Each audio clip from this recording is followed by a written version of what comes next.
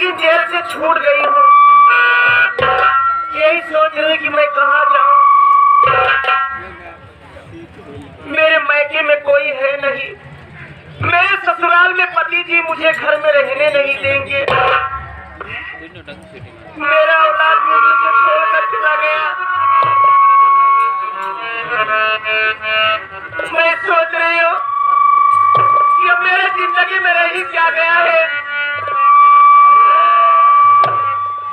मैं चल रही हूँ, यहीं पर फांसी लगा करके अपनी जान दे देती हूँ। अब मुझे कोई सहारा देने वाला तो है नहीं।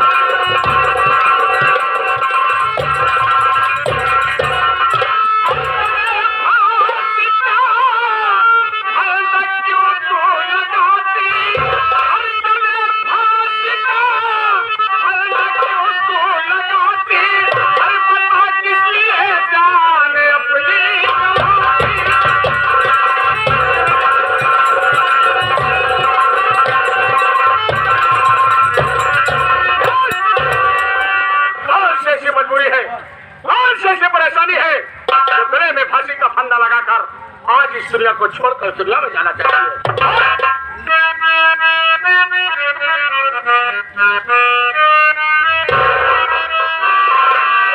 मेरी जिंदगी का न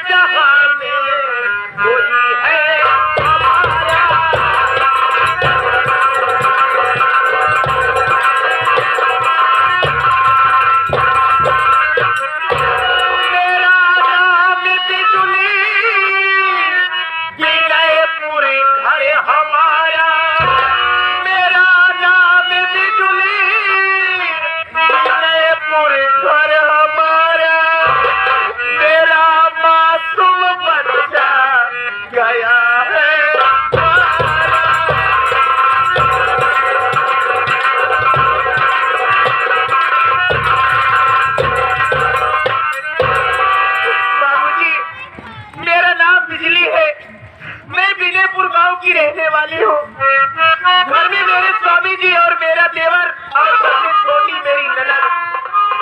मेरा देवर खेत में काम करने गया था।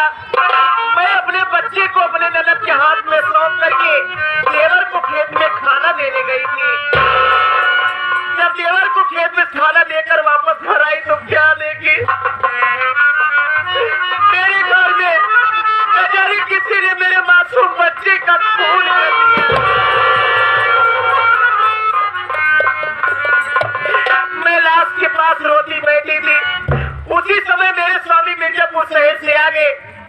उनको यह लगा कि बच्चे का खून मैंने किया। तुरंत पुलिस बुलवाकर मेरे हाथ में हथकड़ी लगा करके मुझे जेल भिजवा दिए। मैं जेल गई, मेरी सजा हो गई। मैं जेल में बंद थी, आज मेरी सजा पूरी हो गई। जेल से छूट गई। यही सोच रहे कि भगवान मैं कहाँ जाऊं। मेरे पति मेरे भगवान मुझसे रूठ गए हैं। भगवान एक औलाद दी है, उसे भी छीन लिए। मेरा सारा परिवार मुझसे छूट गया।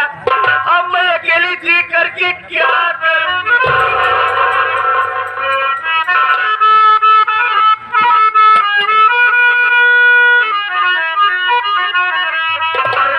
है भाभी मेरी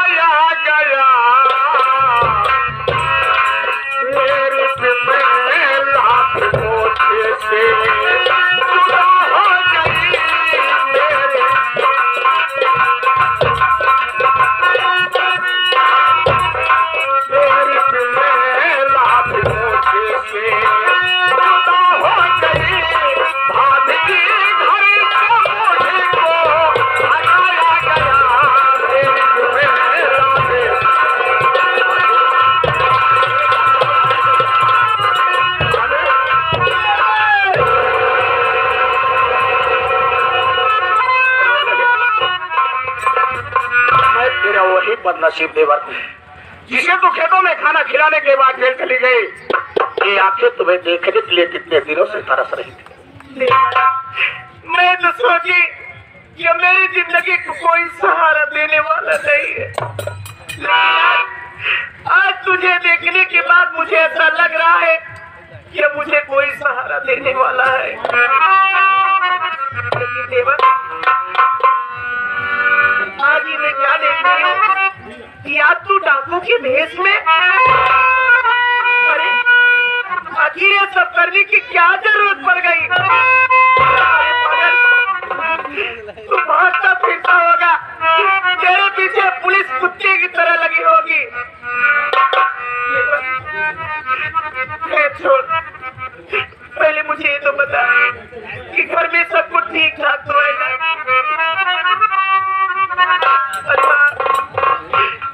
तेरे भाई नहीं, मैं कौन होती हूँ तेरे भैया को पूछने वाली? तेरे भैया तो मुझे अपने दिल दिमाग से निकाल दिए होंगे। वो तो सौतेले माँ बाप के कहने में आते हैं। अरे हाँ देवर, बिमला कैसी है?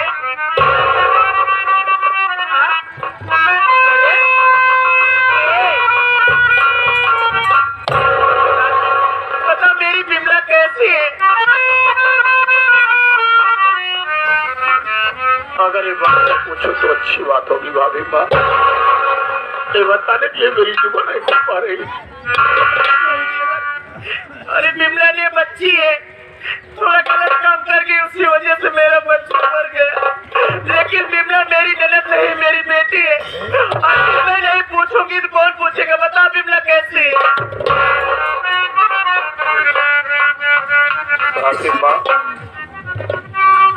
शाना कहती है, शाने से पहले आप तू अपने सीने पर पत्थर जमा ले। कहीं ऐसा ना हो सुनने के बाद तू सदमे को न बर्दाश्त कर सके, क्योंकि माँ की ममता अजीब होती है।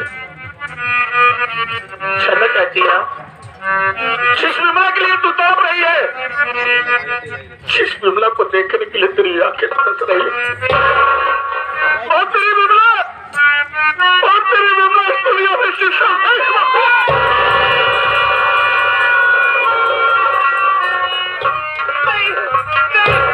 ऐसा नहीं हो सकता। मेरी ननद मुझे छोड़ करके नहीं जा सकती। मैं सच कह रहा हूँ भाभी माँ, और बिमला सदा सदा के लिए दुनिया छोड़कर चली गई। और बिमला अब तुझे देखने के लिए दोबारा कभी नहीं मिलेगी। आखिर ये सब कैसे हो गया? अगर परमात्मा ने मुझसे मिलाया तो आज मैं तुझे सारी बातें बताऊंगा। जब तू मुझे खेतों में खाना खिला करके घर वापस आई तो मैं खेतों में काम कर रहा था। धर्मेंद्र मेरे पास आया, बोला कि भैया काम करते रहो, मुझे और कुछ मालूम? मैं उससे कहा मैं सुबह से आया हूँ, मुझे कुछ नहीं मालूम, बात क्या है? उसने बताया जो अपने घर में छोटा सा मुन्ना था, ना जाने की सत्यारे ने उस मुन्ने का खून कर दिया। हमारे खुद का अंजाम बड़े भैया भाभी माँ पर लगाकर पुलिस बुलाकर भाभी माँ को जेल भेज दिया। जब ये शब्द मेरे कानों में पड़ा तो मैं दौड़ता हुआ घर आया, देखा तो भैया दरवाजे पर खड़े थे। उनसे पूछा कि मेरी भाभी माँ कहाँ है, मेरा मासूम भतीजा कहाँ है? ना सुनते ही भैया मुझसे में आकर मेरे ऊपर हंटर चलाना शुरू कर दिया और मेरे साथ में कलंक का टीका लगाकर मुझे मारकर घर से भगा दिया। जब मैं घर छोड़कर बस्ती से कुछ दूर पहुंचा, देखा तो रेलवे लाइन पर बिमला बेहोश पड़ी थी। मैं उसे उठा करके डॉक्टर साहब के पास ले गया। डॉक्टर साहब ने मुझे पैसे का सवाल किया। मेरे पास एक पोटी कौड़ी नहीं थी। भाई बहन की जिंदगी बचाने के लिए बस्ती में गया, लोगों के सामने अपने दामन को फैला करके भीख मांगा। ऊपर वाले कृपा से डॉक्टर साहब की मेहरबानी से बहन ठीक हो गई। मैं बहन को लिवा जाकर एक छोटी सी झोपड़ी में गुजारा करने लगा। राखी का त्योहार था, मैं बहन की खुशी के लिए शहर चला गया और जब दूसरे दिन लौटा तो देखा तो बहन झोपड़ी में तड़फड़ा। उसके हालात को देखकर मैं घबरा गया। बिमला से पूछा तेरी हालात किसने किया? बिमला ने मुझे बताया कि मेरी हालात बनाने वाला कोई और नहीं, वही सौतेला बाप कंसराज मेरे पेट में चाकू मारा। जितना पता था विमला अपने सास को तोड़ दिया भाभी। हमने उसी वक्त बहन के खून की कसम खाया और बहन का अंतिम संस्कार किया। उठा लिया अपने हाथों में बंदूक का भाला और बन गया डाकू शंकर सिंह।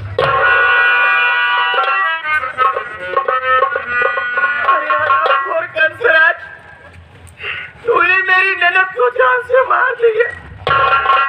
आखिर वो भोली भाली बच्ची तेरी क्या बिगाड़ी थी? सब कुछ तो मेरा लूट गया। अब मुझे एक रास्ता दिखाई दे रहा है। उठा बंदूक और बंदूक की सारी गोली मेरे सीने में उतार दे। जितनी जल्दी अपनी हिम्मत को हार गई और दुनिया छोड़कर जाने के लिए तैयार हो। कहा गया है कि संघर्ष से जीवन होता है। मुसीबत में इंसान को हिम्मत से काम करना पड़ता है। अरे तुम्हें दुनिया में जीना होगा और कुछ करके दिखाना होगा।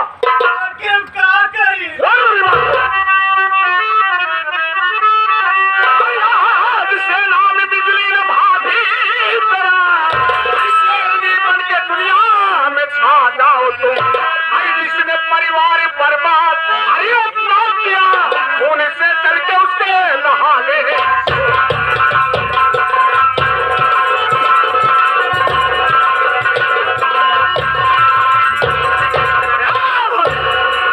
आज से तेरा नाम बिजली नहीं होगा रे।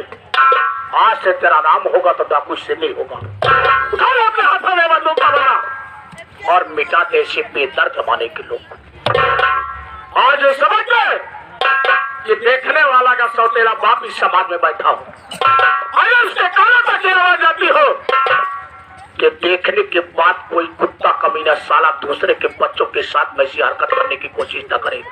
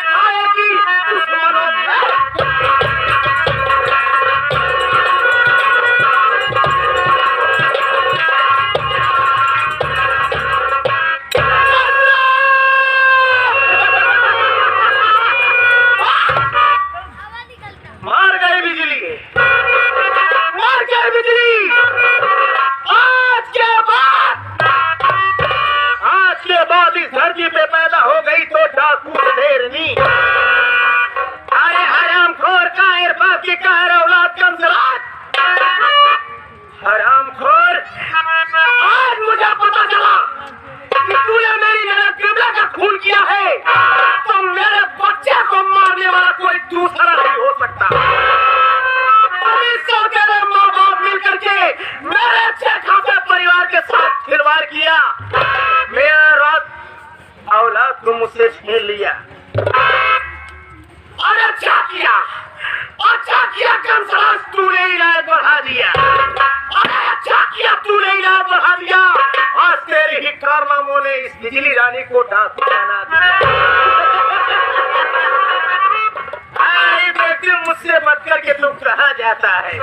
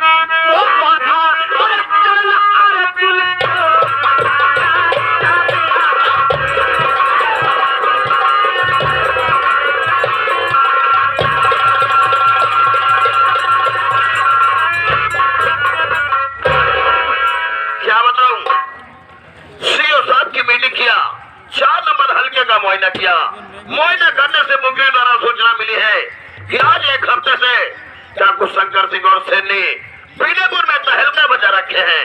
इनके निकलने का रास्ता विनयपुर की पुलिया है। हम पुलिस वाले चलते हैं, विनयपुर की पुलिया पर घेराबंदी बनाएंगे और इनसे मुठभेड़ किया जाएगा।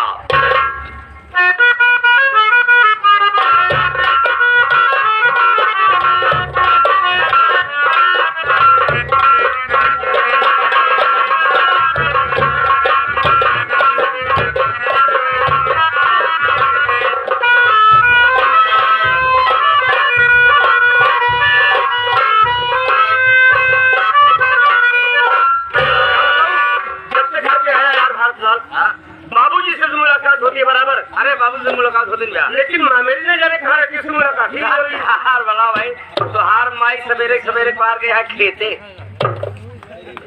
हाँ खेते में गया है, चरी काटे गया है। भाई क्या आवाज हो रही है? चलो ठीक है, इंतजार करता हूँ। हाँ ठीक है भाई।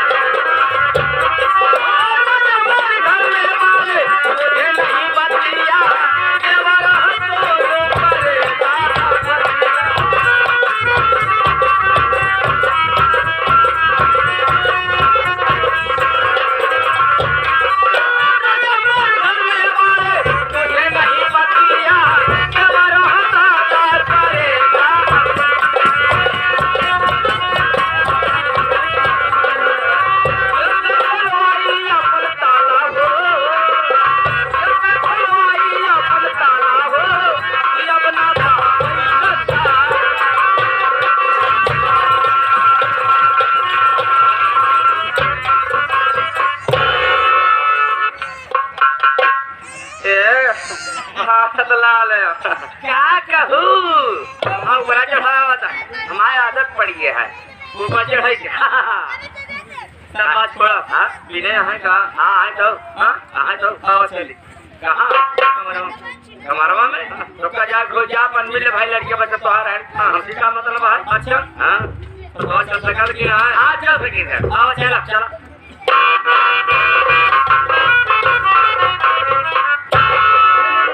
अरे खुश रहा, लेकिन हमारे एक बात मन में बोलो। हाँ अरे तू मेरी माँ है। हाँ एक बात क्या फिर सुनने के लिए तैयार हो? मेरी बात सुनो। लगा के आई बड़ी मैं आस, लगा के आई बड़ी मैं आस, बुझा ले तुझे हमारी प्यास।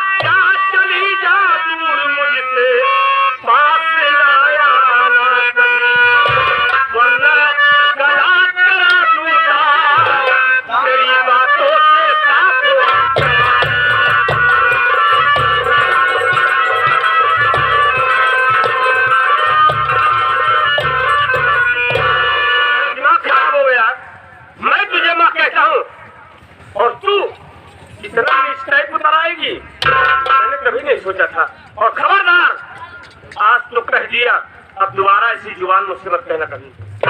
देखो विनय, तुम मुझे माँ मत कहा करो।